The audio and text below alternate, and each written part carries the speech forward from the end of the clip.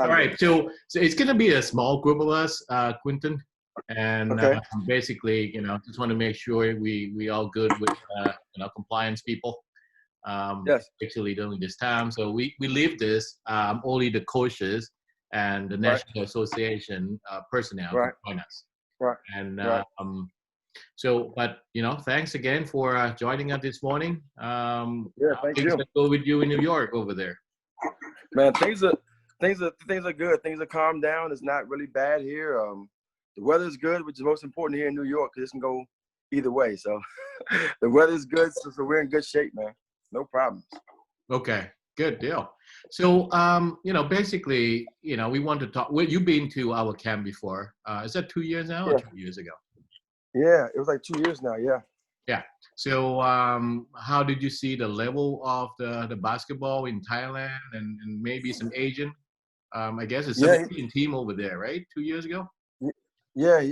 Definitely. I didn't think it was a bad level at all. I think it was just a point of just having a proper exposure to colleges and to recruiters. I thought that was the thing that was lacking more than anything. I think there's a place for some of those kids to be able to play. I really believe that. Okay. And what about สวัสดีครับ สวัสดีครับสวัสดีครับเจล สวัสดีครับพี่ไม่ได้เจอนานเลย นั่น Hello น่ะ coach สินั่นน่ะสิ Hey coach, this is Hey, how you J-Lo, doing?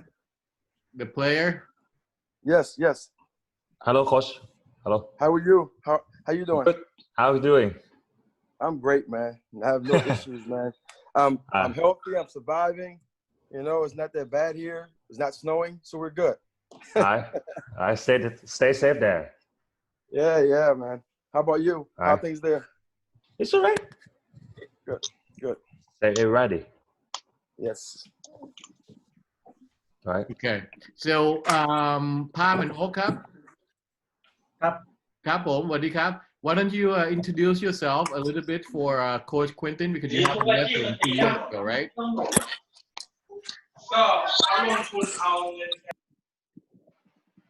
Okay, let's start for me.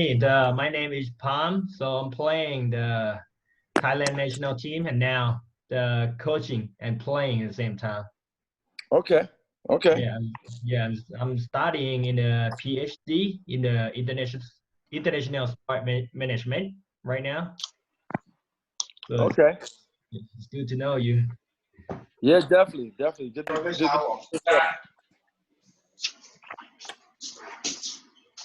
So hi, my name is Oak. You can call me Oak. So I am a manager of B Pro Academy.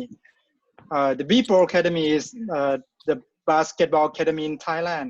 We just start around 1.5 years for the Thailand youth in Bangkok right now. Okay. Yeah, nice to meet you. My pleasure. Thank you. Nice to meet you as well.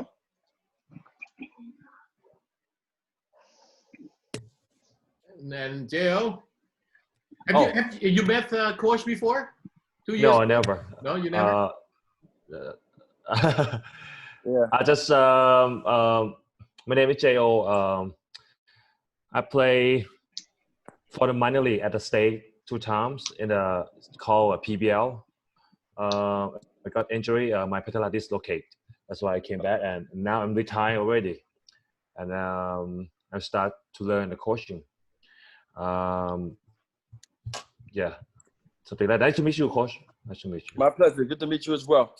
Yeah. And Bo. Oh, hi. My name is Supawadi Kunchorn, or you can call me Bo. I'm glad to see you. I used to went to America as a student athlete at St. Thomas University at Miami, Florida for 2 years. Mm-hmm. I've been playing in the NAIA Division 2 Sun Conference over there from 2015 to 2017. And right now I came back, study PhD at Malaysia as a student athlete as well. And right now, I still represent for the women basketball team here in Thailand.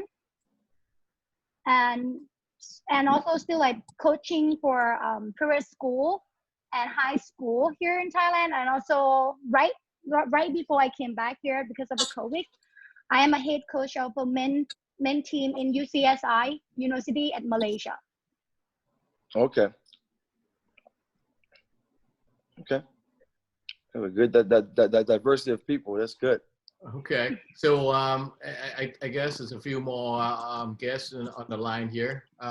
Would you like to introduce yourself a little bit? พี่เปิดเสียงก่อนพี่เปิดมิวส์ โอเคครับ ครับ my name is Pilana Semisuk. You can call me P. I'm 25 years old and I'm coaching for B Pro for almost 3 years.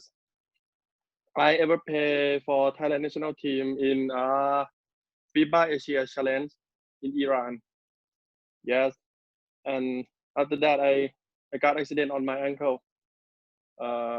Big bike cast. Then that stopped me to play basketball. But right now we have to be like almost 100% right now, and still Yes, coaching. Yes, nice to meet you, coach. My pleasure. Good to meet you as well. And I have two of my lieutenant on my staff on the line too, Phim and Egg. I don't know if you want to introduce yourself.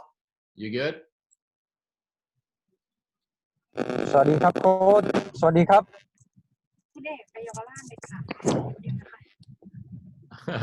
Okay, so he's on my team, coach. So we good. So basically, what I like to do today is that I want to, basically introduce you to our new partner in basketball in Thailand, and they actually in the business, and they certainly know what they're doing, and we share the same vision. So when I approached you a couple of years ago, I like to see the first Thai boys or girls or men or women that can come play here in college level and as a pathway to professional. Mm-hmm. And I did not know that Bo was playing here already, and I saw her clip in video, but never be able to get in touch with her. But that was a great nail, because before her, I don't know if we have anybody as a Thai player has been played here before. Bo, do you know? Do you know anybody who come here to play college before you? No, I never heard of it. Yeah, so basically, what you want to see is as a pipeline coach, and Jo is John in line too. I haven't seen him for I don't know, like 5-6 years. It's almost 10 years already. It's 10 years. Yeah, it's been a while. So basically, Jo came to my house, and I'm not remember if you stayed at my house before, but we invite Jo because my friends own a team here, and I told him we need to expand to 8 and we work with the Siam Sport, and then they told me this is number 1 Thai player with the Jo, and so he came here play in Maryland, and second year you play up in New York, right? Yeah, Rochester. Okay, yeah. Mm-hmm. Yeah. Mm-hmm. So is that league still going on? It's I played for the 1 game for away games, and then it came back, and then I have practice, and then I got accident of patella dislocate on the practice. That's why I rehab there like 2 or 3 months, and then I decided to come back. And I told coach because the first season I played for the Maryland, and then we got lucky that we played the playoff at the Chicago, and then my coach in Rochester see me and saw me, and then next season you come to join my teams. So the Rochester that they won the PBL championship in the first season that I played for the Maryland, and it's good opportunity to me to play there and to learn everything that he want me to be a player. Just give me a minute, give me a experience, everything, but everything happened for a reason. That's why my patella dislocated. I don't know what's going on, but I decided to came back. So I stopped playing the professional there, and then that's it. Yeah, sure. No, I mean, he was the first person ever, right, from Thailand. So now here we are, Coach. I know we also share the same vision. You know, otherwise you probably didn't come to Thailand 2 years ago, and we want to do more. Now we have you as a helper, an access, or a godsend to us for Thai basketball. So can you share us what do you need to be done in Thailand in order to create this pipeline? Because I've been doing the 7 sport now. But golf and tennis, we all set. Soccer is almost set. And I love to see the more basketball players coming here. I think I'm going to start from the way I teach basketball is I teach whole, part, whole. So meaning if I'm going to put in a play, okay, I show the play to the team first, then I break the drills down and break the positions down so they can understand what it takes. So when I'm talking to you guys for about 10, 15 minutes, I'm gonna let you guys ask me questions on the back end that can also help to guide the conversation. Because I had all these things I was gonna go in presentation, but it's good to talk to you guys. And this was very brilliant, George, to have them introduce themselves, because now I know the backgrounds.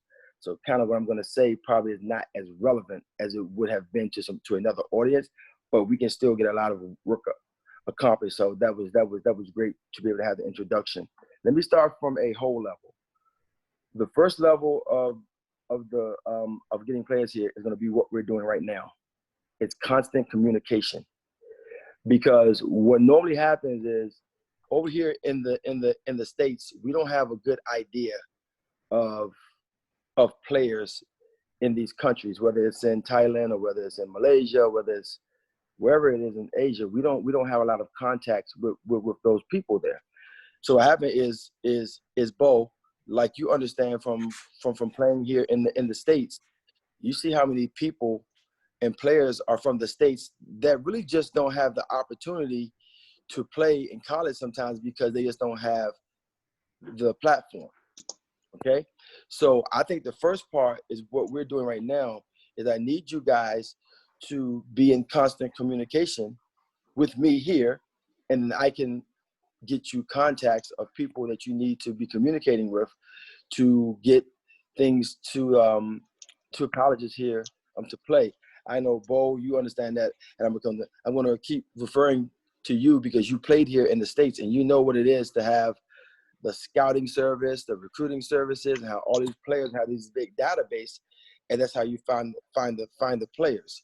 So I think the first thing is constant communication between you guys and me. So I'm going to request when this is over, I'm going to give you guys my email address and have you guys email me your contacts. So now we can form our own little group to be in contact about players.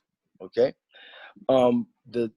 The second thing is making sure that they're eligible to come here and receive scholarships.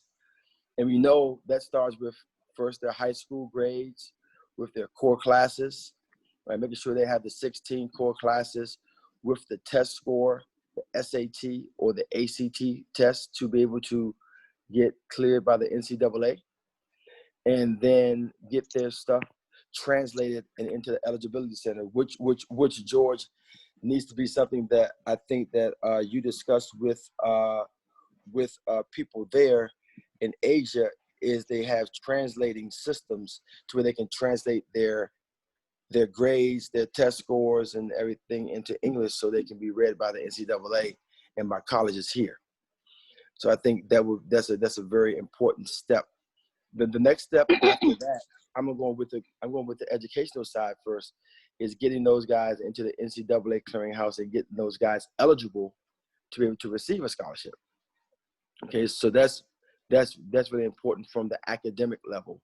I think that's the hardest part, guys, about having international players. I've had players from a lot of countries, from Germany, from France, from Italy, from Spain, to, I mean, I can keep naming countries, all Lithuania, Latvia, and the hardest thing to get done is just to get the documentation to even be able to start the process. So the documentations are huge. That's one of the major things, is just the documentations, okay? And then after that, it comes down to just basically who you know. And and who you have contacts with. That's where I can be a great agent of change for you guys there. You can be able to give me information on players, and they all might not be our level here at Syracuse, but I can direct you to, like you went to Bo, or NAIA school, or I can direct them to a Division II school, or I can direct them to another Division I level where they can go and play. I think that's important. I think that after that, it's just about the talent level, and that's where it comes down to, you know, finding the talent on who can play here in the States, who games translates from Asia or Europe for wherever we're talking about into the process and the way things are ran here. Because a lot of times, a lot of players get here and they just don't adapt to the culture. Just like I would have a hard time adapting there. And Bo, you understand that. You have to adapt to the time change. You have to adapt to the food. You have to adapt to the language. You have to adapt to how they travel. And I think the first month or two of that process is probably the hardest, because you're thinking, okay, can I make it? Can I really make it here? And you have so many doubts. So you have to have a mentally strong player. Everyone knows who can play, right? We can all see talent and say, wow, she's good or he's good. But can they physically and mentally make it in a different country? That's hard. I know when I played professionally in Ireland, I didn't even have to learn a new language, but it was very difficult. I played it for 3 years professionally, and it was very difficult. But I got through it and I got it done because mentally, I knew that I grew up in a impoverished neighborhood. I knew that I had to stay there and make it, you know? So I think it's important to find players that are mentally tough enough to get through that process. And then after that, it's just about having a player who's going to stick it out. The things that happens here a lot with players is that we get these players and they're very enthusiastic and they want to do it, and they get here and then they quit. So now you have a player that you thought was going to be for you for 2 years, if it was a junior college, or 4 years, and then they quit. All right, that's difficult, because that's what really hurts your credibility with players here in the States. And I'm sure it's vice versa there. I know one of the programs that you guys probably use a lot in Thailand and in Asia is a program for teachers. It's called Teach for America. And they bring the teachers over there to teach English to your students in the high schools. And they come and they stay for 3 months and they go on for Christmas and they don't come back. You're like, what happened? You know, and they quit. So I think that you have to get the population of player that's going to be very, very serious about coming over. So I'm going to stop right there, George, and let you guys ask a few questions, and then I'll pick up and I'll keep going to the next level of being high major Division I and possibly being professional, not only in the States, but over in Europe. So I'm going to stop and open the floor, if you don't mind, George, for questions. So I just don't kind of give you guys a speech. We can have some interaction. I can ask any questions you have. So I think that's good, but let me keep the timeline intact too. I think we have another 5 minutes or so, but we can, now we know each other. We can do more often now. And since you and I talked yesterday, I think there's a lot need to be done. And I think, you know, if we can have a pipeline going, that would be wonderful. Okay, so let's open up. We got 5 minutes, and then, you know, we move on to the next one. Anybody? Pam? Oh, yeah, I have a question. Oh, so if you would like to send some student or the player to the state, and what is your perspective they're gonna be? It's not term of just adapt or the culture, food and everything, but mentally have to be tough. Yes. And what else? Like how they're gonna manage the practice time and studying at the same time. Sure. Well, the way the days are broken up, that's not hard to do, because the days are broken up really nicely to where they'll be able to manage practice and education. Because what happens here in the States is you do your schooling in the morning and your athletics in the afternoon and the evening. So the time management part is really the easy part because they will have a lot of structure. It's about adapting to the structure. Because I know in some places out of the U.S., they have these academies to where they just play basketball and they do 1 or 2 hours of studies and 6 hours of basketball. Here, it's the other way. You know, you do 5 or 6 hours of study and 2 or 3 hours of basketball a day. So it's just adapting to the way things are done here. But they will have a lot of structure to get that done. Quintin, would you see Thai kids coming to high school beneficial than just waiting to come to college? Absolutely. I think that prep schools and high schools here are unbelievable resources to get your athletes here, because when they come to high school here or prep school, all the work that you have to do there that probably would be a little bit cumbersome for you or something you don't understand, here they understand it. So if they come here for a year and do resident learning, all the SAT scores, all the transcripts, all the paperwork will be done here in the States. And those are things that wouldn't have to be done there. I think it's a great benefit to get players here to go to high school, yes. Yeah. So it seemed to me it's like our soccer kids, you know, it's only recently that we found out it's better to feed them through high school here a lot more Yes. better than college. Right. And also, as well, when they go to high school here, they don't have to take the English proficiency test, which holds a lot of people back as well. If you're coming straight from Asia to here and you're trying to have a phone interview with someone at a college, you could very easily understand what they're saying and you probably could translate it back, but in the time you would need to do that, it appears that you don't master the language. And that's one of the things that I think is a bias and that is unfair to international players coming over here, that we assume they don't know what we're saying. We assume they don't understand. But a lot of times it could be even the dialect. I'm from the city, so we talk fast. Someone from the South talks slow and slurry. And those phone interviews are a lot of times what stop players as well because they think they don't understand the language. Yeah, good point. Yeah, I think they're gonna take time because most of the problem they have is they can't speak English, even though they can play basketball. But I think it's really tough to learn and speak like a native speaker. It is very tough unless you're here and you're forced to do it. And I think that's where, you know, that really changes. You know, at our university at Syracuse, we have a large Asian population here, and those guys are perfect students.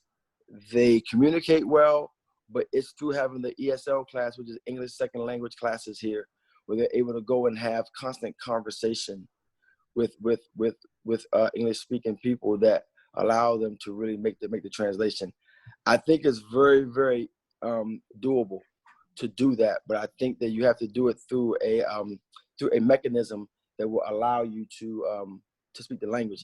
Even if there are American schools in your cities or your towns where you are, if they go to American schools for a year and learn from English speaking teachers, that could be a great asset as well.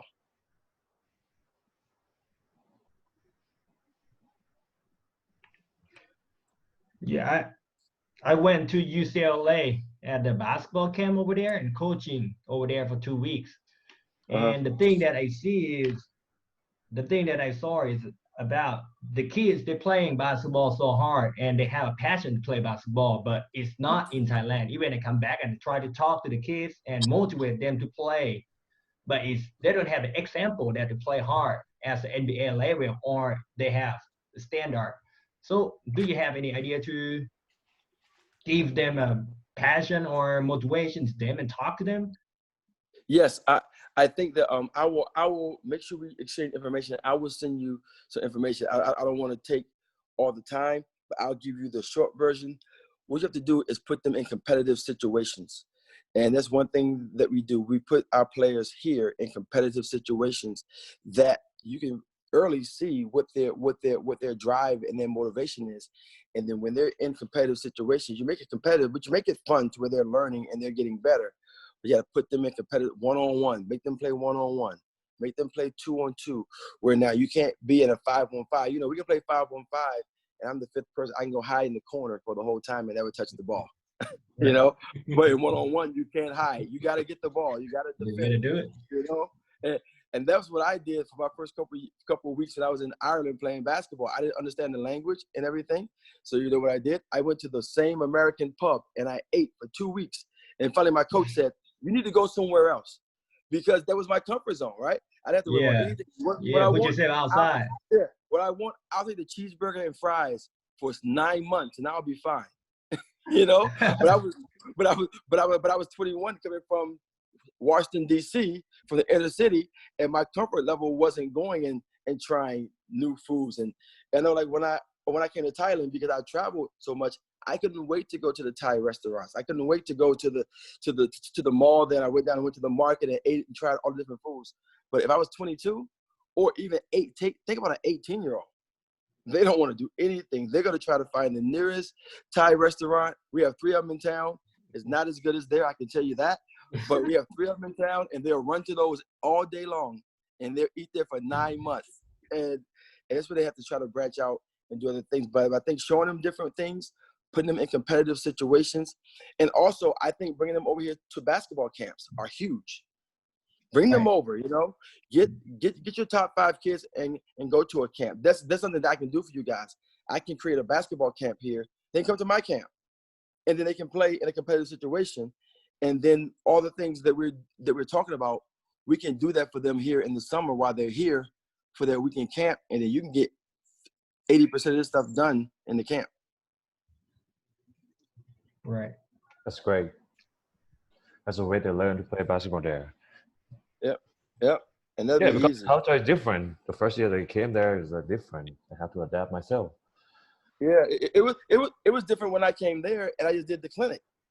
And you find out quickly that once you integrate yourself into the game, see, basketball is a universal language, right? Mm-hmm. It's one goal: get the ball in the basket, and don't let the other team get the ball in the basket. Exactly. Right? At the end of the day, that's what the game is about. Right. So you can teach that, but you have to find out who has the will and the guts to do it. You know, it's hard when I was there and I had to eat Thai food every day. And I remember I'm in a hotel that I stayed at. There's a McDonald's downstairs. I said, I'm not going to eat there. And I didn't eat there the whole time. But I could have, right? But it was a conscious effort for me to try to get out and learn Thailand, learn the food, learn the culture. And it's big. The other thing too, you need to, and I can help you with this, is to have a tournament there and invite American coaches over to evaluate your talent. That's another thing. I can help you guys with that as well. You get your top 50 players from that region, and you have a camp or a tournament there, and you invite college coaches over to actually watch them play live. You could do that as well. Almost like AAU tournaments, summer tournaments.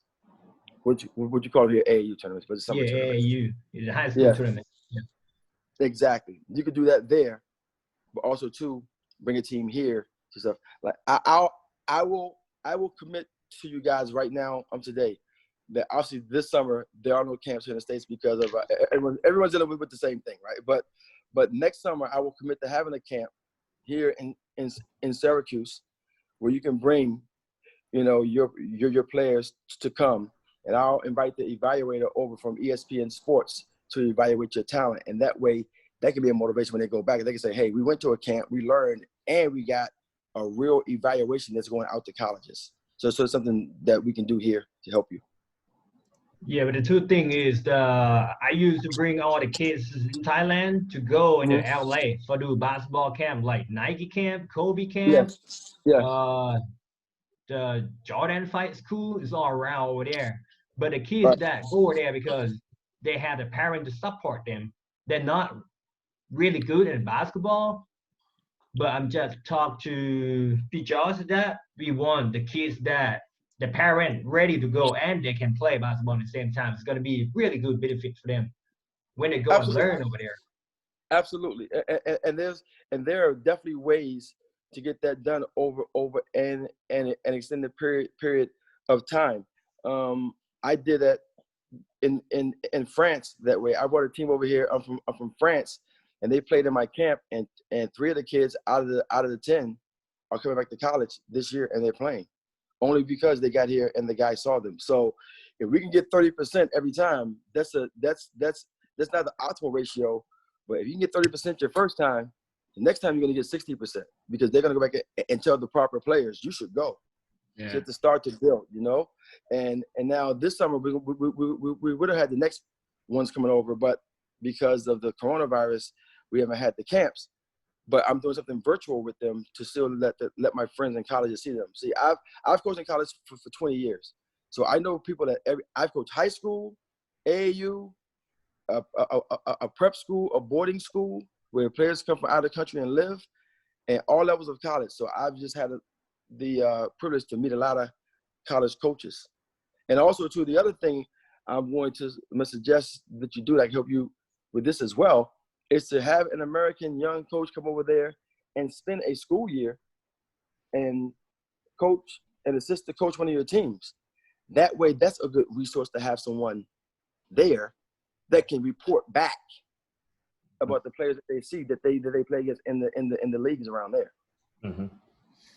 Okay, so that's a lot to be done, but it's a good start. Now we seem like we have all the process and hard work in front of us, but share the same vision.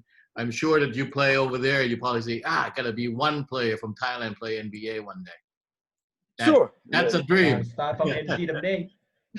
That's a dream. And it's not impossible. The WNBA has 2 players from China in it right now. So it's not impossible. It's not impossible. Yeah. Exactly. It's not impossible. All right, J.O., you got to pass this title to another young man. You got to find one. I make it now. I make it my son now. Yeah, that's a kid. Yeah. Okay, good. All right, well, George, so thank you. We are gonna have another session, but all in Thai. Please welcome to join. Okay. But get about in Thai. But now thanks again for your willing to help and passion. We gotta get working because I really feel bad. I brought you to Thailand, but we never had done anything. 2 years. Sure. We didn't get there yet. And now I found the right people to work with. Well, we'll do it again. And also, George, feel free. You have my email address. Feel free to share it with them as you see. We'll do, certainly. Okay, Coach. Thanks a lot. Guys, thank you so much. Thank you so much. Stay safe Thank there. you so much. Stay safe there. Thank you. You went out to the Stay safe. All right. Yes.